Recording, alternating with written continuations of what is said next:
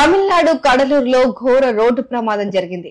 మంగళవారం ఉదయం చెమ్మంగుప్పం వద్ద ఓ స్కూల్ వ్యాను రైలు పట్టాలు దాటుతూ ఉండగా వేగంగా వచ్చిన రైలు ఢీకొట్టింది. ఈ ఘటనలో 3 విద్యార్థులు అక్కడికక్కడే మృతి చెందారు. మరో 12 మంది విద్యార్థులకు తీవ్ర గాయాలయ్యాయి. క్షతగాత్రుల్లో పలువురి పరిస్థితి విషమంగా ఉండటంతో మృతుల సంఖ్య పెరగొచ్చని తెలుస్తోంది.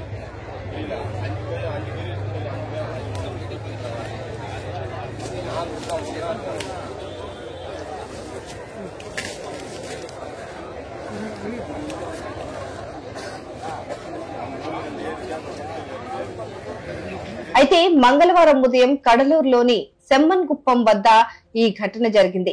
కడలూరు ఆళ్లపాకం మధ్య మంగళవారం ఉదయం 7:45 సమయంలో విల్లుపురం మైలాడుతురై ప్యాసింజర్ రైలు ఓ స్కూల్ వ్యాన్ ను ఢీకొట్టింది.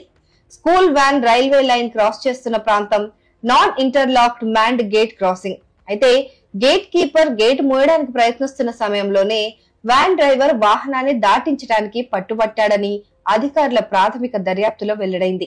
ఇక్కడ మరో వాదన కూడా బలంగా వినిపిస్తోంది. అదేంటంటే డ్రైవర్ కోరితేనే తాను గేట్ తెరిచానని గేట్ మ్యాన్ చెప్తున్నాడు. ఈ క్రమంలో తప్పెవరిదనే చర్చ నడుస్తోంది. ఈ లోపు గేట్ మ్యాన్ పంకజ్ శర్మను రైల్వే అధికారులు విధుల నుంచి సస్పెండ్ చేశారు.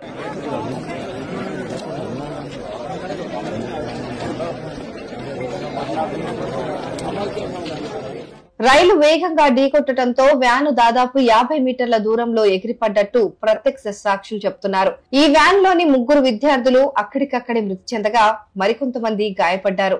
ప్రమాదం ధాటికి చిన్నారుల మృతదేహాలు ముక్కలై పట్టాలపై పడ్డాయి.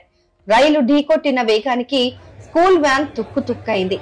రైల్వే ట్రాక్ పైన స్కూల్ బ్యాగులు, టిఫిన్ బాక్సులు పడి ఉన్నాయి. రక్తంతో పట్టాలు తడిసిపోయాయి. స్థానికులు వెంటనే స్పందించడంతో హుటాహుట్న ఆసుపత్రులకు తరలించారు.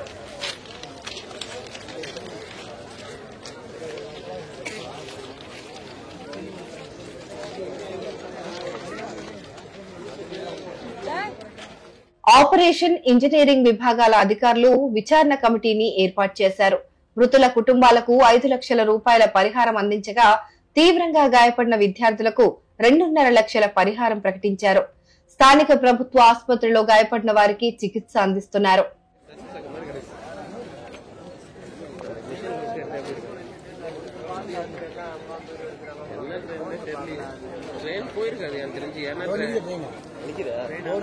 కరెంట్